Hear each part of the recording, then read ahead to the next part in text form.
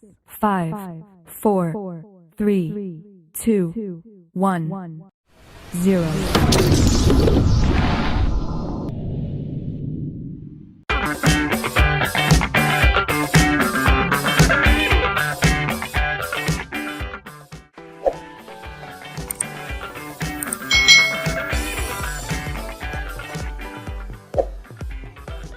Hai, selamat datang di channel YouTube Kak Citra. Apa kabar adik-adik semuanya? Apakah kalian siap hari ini belajar bersama Kak Citra? Hari ini kita masih belajar di tema 7 tentang kepemimpinan, subtema 3, ayo memimpin pembelajaran yang ketiga. Mari adik-adik kita belajar dengan penuh semangat ya. Bergotong royong menandakan bahwa kita saling membutuhkan dan bukan makhluk yang paling sempurna. Siapkah kamu menjadi pemimpin yang dapat menghargai sesama? Harus siap ya adik-adik ya. Kalau kalian menjadi pemimpin harus menghargai sesama. Bacalah teks pidato berikut ini. Kemudian lakukan perintah dari teks yang ada di bawahnya. Di sini ada teks pidato adik-adik, mari kita baca bersama-sama. Bapak dan Ibu guru serta seluruh karyawan SD Palapa yang saya hormati, tidak terasa sudah 1 tahun saya menjalankan kepercayaan dari Bapak dan Ibu untuk memimpin koperasi karyawan kita. Sudah beberapa tahun kita bersama-sama merasakan manfaat organisasi kecil kita ini. Perlu kita ingat kembali bahwa tujuan mendirikan koperasi bukan untuk mencari keuntungan. Koperasi karyawan kita dirikan untuk meningkatkan kesejahteraan bersama. Semua anggota memiliki kesempatan yang sama untuk menikmati hasil atas berkembangnya usaha bersama ini. Bapak dan Ibu, kekeluargaan dan kebersamaan adalah modal utama dalam koperasi ini. Peduli terhadapnya jalannya usaha koperasi menjadi kewajiban tiap anggota, bukan hanya tugas ketua atau pengurus. Semua memperoleh kesempatan untuk belajar. Secara mandiri, kita menetapkan jenis usaha koperasi dan menjalankannya. Pengurus yang melaksanakannya, anggota yang mengawasi dan memberi masukan. Keuntungan pribadi tidak diutamakan. Justru melalui koperasi, kita mengasah kepedulian terhadap kebutuhan anggota lain. Sudah 5 tahun berjalan, semua keputusan kita tetapkan bersama secara musyawarah. Begitupun dengan keuntungan koperasi di tahun ini. Apakah keuntungan tersebut akan dibagikan kepada anggota atau akan dimasukkan kembali sebagai penambah modal, akan kita diskusikan dalam rapat besar hari ini. Bapak dan Ibu, rapat besar koperasi tidak hanya untuk anggota, namun terbuka untuk semua. Justru saya ingin semua keluarga besar SD Palapa menyaksikan proses musyawarah ini. Saya ingin semua menyaksikan bahwa banyak hal yang dapat dipelajari melalui koperasi karyawan. Saya ingin semua merasakan bahwa kesejahteraan bersama dapat diwujudkan melalui kepedulian, kekeluargaan, serta kebersamaan. Bapak dan Ibu, saya tentu berharap anggota koperasi terus bertambah. Semoga saja suatu saat nanti keluarga besar SD Palapa lengkap ada di dalamnya. Tak perlu risau memperhitungkan keuntungan pribadi, tetapi ayo kita berusaha mewujudkan kesejahteraan bersama melalui koperasi. Itu tadi adik-adik ya, pidato yang diucapkan pada waktu pertemuan koperasi. Nah adik-adik, dari teks pidato tersebut mari kita tentukan mana yang bagian pembuka, inti, dan penutup. Nah di sini Kak Citra akan menandai ya setiap bagian itu apakah termasuk dalam pembukaan, inti, atau penutup. Nah untuk yang pertama ini kita lihat di sini. Bapak dan Ibu serta seluruh karyawan SD Palapa yang saya hormati, tidak terasa sudah 1 tahun saya menjalankan kepercayaan dari Bapak Ibu untuk memimpin koperasi karyawan kita sampai akhirnya. Nah di sini ini adalah kalimat pembukaan pada pidato adik-adik.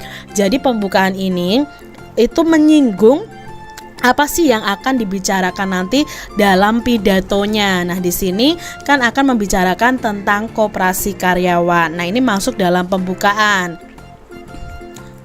Lalu berikutnya adik-adik, ini adalah bagian inti karena di sini menerangkan ya dari modal utama dalam koperasi ya, jadi keuntungan dalam koperasi dan selanjutnya ini termasuk dalam inti pidato. Dan sebagian yang ini adik-adik ini masih dalam bagian inti pidato karena inti pidatonya masih menjelaskan tentang koperasi karyawan. Nah, sedangkan yang di terakhir ini kan berisi ajakan dan harapan. Berarti di sini adalah penutup pidato. Nah, harapannya mana ini? Semoga saja suatu saat nanti keluarga besar SD Palapa lengkap ada di dalamnya. Lalu di sini ada himbauan juga, jangan memperhitungkan keuntungan pribadi.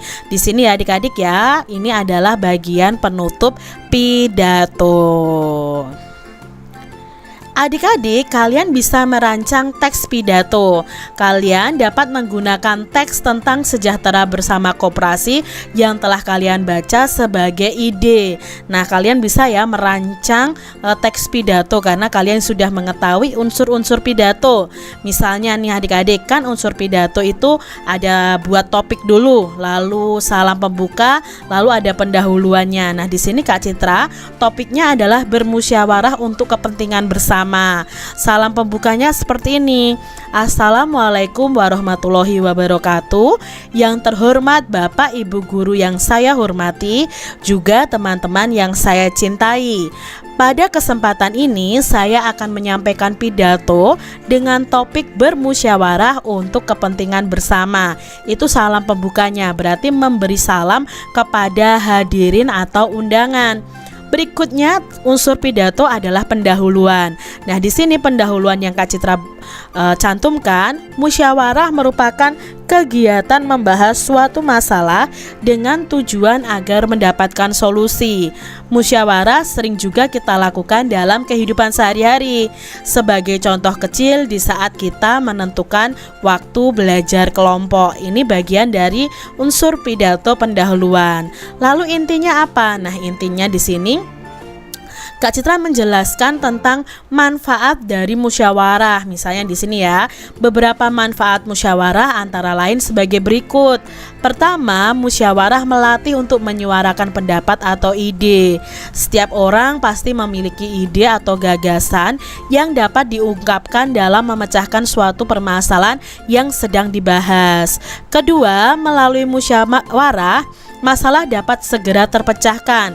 Dengan bermusyawarah akan bisa didapatkan beberapa jalan alternatif dalam menyelesaikan suatu permasalahan yang menyangkut kepentingan bersama. Ketiga, musyawarah dapat mengambil keputusan yang memiliki nilai keadilan. Musyawarah merupakan proses dengar pendapat yang nantinya keputusan yang diambil adalah merupakan kesepakatan bersama antar sesama anggota. Lalu manfaat musyawarah yang keempat, musyawarah ini menghasilkan keputusan yang dapat menguntungkan semua pihak. Keputusan yang diambil dalam suatu musyawarah tidak boleh merugikan salah satu pihak atau anggota dalam musyawarah. Marilah mulai sekarang kita membudayakan musyawarah dalam kehidupan sehari-hari, karena melalui musyawarah kepentingan bersama akan tetap terjaga. Musyawarah memiliki kelebihan, salah satunya adalah keputusan yang diambil ini merupakan keputusan bersama yang merupakan jalan tengah yang membuat masalah teratasi. Itu intinya. Sekarang penutup dan salam penutupnya bisa seperti ini.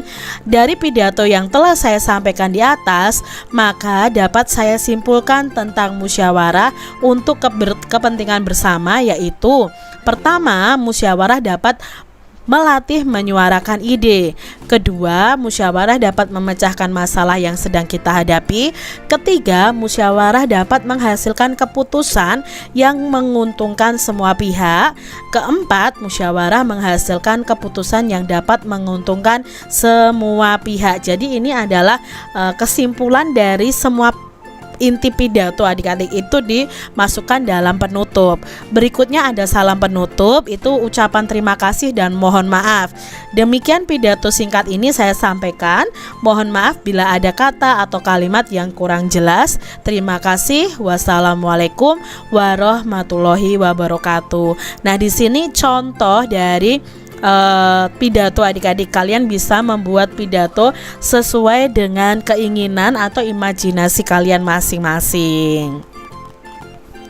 Adik-adik, ternyata bergotong royong pun dapat dilakukan saat belajar untuk menghasilkan yang terbaik.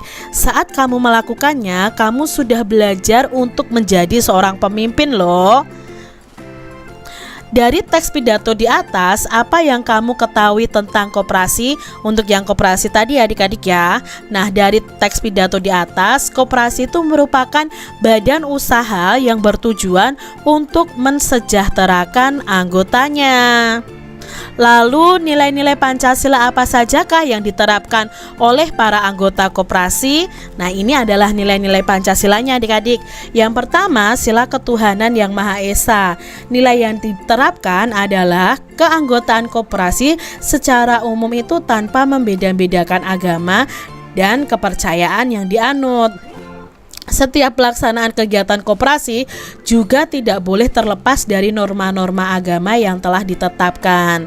Yang kedua, sila kemanusiaan yang adil dan beradab.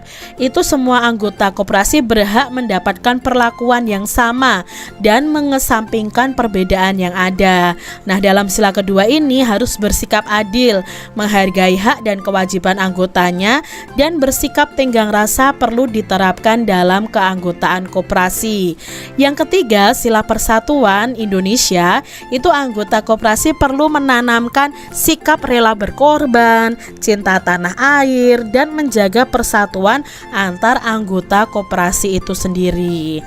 Nah, di koperasi itu juga menerapkan sila keempat, yaitu kerakyatan yang dipimpin oleh hikmat kebijaksanaan dalam permusyawaratan perwakilan. Nilai yang diterapkan apa? Koperasi itu dikelola secara demokratis. Pengambilan keputusan dalam koperasi itu melalui musyawarah adik-adik. Nah, musyawarah itu akan menghasilkan mufakat di suatu rapat anggota. Juga pemegang kekuasaan tertinggi dari koperasi adalah keputusan rapat anggota koperasi. Lalu dalam koperasi itu juga menerapkan sila kelima Pancasila, yaitu keadilan sosial bagi seluruh rakyat Indonesia. Nilai yang diterapkan apa? Nilai yang diterapkan adalah koperasi bekerja tidak hanya untuk kepentingan anggotanya saja, tetapi juga untuk kepentingan masyarakat di sekitar koperasi. Sisa hasil usaha yang timbul akibat dari pemberian pelayanan terhadap anggota, sisa tersebut dibagikan dengan adil sesuai dengan jasa partisipasinya kepada koperasi. Adik-adik, perhatikan gambar di bawah ini. Apakah ini ya adik-adik ya? Kalian kalau mengamati ini gambar apa ya? Adik-adik, kedua gambar ini merupakan bagian dari kampus perguruan tinggi ternama. Nah, gambar yang kiri ini adalah kampus Nanyang Technology University di Singapura.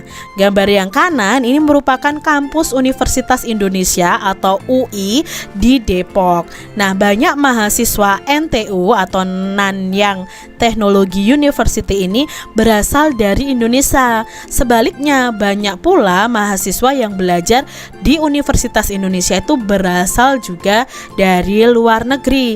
Berarti ada pertukaran pelajar nih adik-adik. Nah, di sini kita akan belajar tentang posisi dan peran Indonesia dalam kerjasama di bidang pendidikan dalam lingkup ASEAN. Nah, di sini adik-adik, kerjasama sektor pendidikan di ASEAN dilakukan oleh Komite ASEAN untuk Pendidikan atau ASEAN Committee on Education. Nah, komite ini memfokuskan pada upaya mensinkronkan standar ijazah, memperkuat dan meningkatkan keterampilan keterampilan dan ilmu pengetahuan pemuda-pemuda di ASEAN. Untuk mendukung pencapaian tersebut, negara-negara ASEAN ini melakukan kerjasama sebagai berikut. Yang pertama, mendorong hubungan kerjasama di bidang pendidikan dan pelatihan di berbagai tingkat pendidikan. Yang kedua, mendorong organisasi dan sekolah di tiap-tiap negara mencari mitra kerjasama di kawasan Asia Tenggaranya. Lalu yang ketiga, mengikuti pertukaran pelajar tadi adik-adik atau mahasiswa untuk meningkatkan kualitas sumber daya manusia. Mengadakan lokakarya atau mengundang dosen untuk memberikan kuliah di universitas negara lain. Lalu ada menjalin kerjasama di bidang akademis dengan negara-negara di kawasan Asia Tenggara. Itu tadi adik-adik ya, peran pendidikan di ASEAN ya. Walaupun berbeda negara, kita bisa bertukar pelajar. Untuk pelajar Indonesia bisa belajar di Singapura, pelajar dari Singapura bisa belajar di Indonesia. Itu terjadi pertukaran pelajar atau mahasiswa. Jadi semakin banyak orang yang bisa belajar dari bangsa kita atau dari bangsa lain. Nah, saat memimpin terkadang kita banyak menemui perbedaan pendapat. Namun perbedaan pendapat itu dapat diselesaikan dengan musyawarah. Bukankah musyawarah adalah bagian dari nilai-nilai kepemimpinan?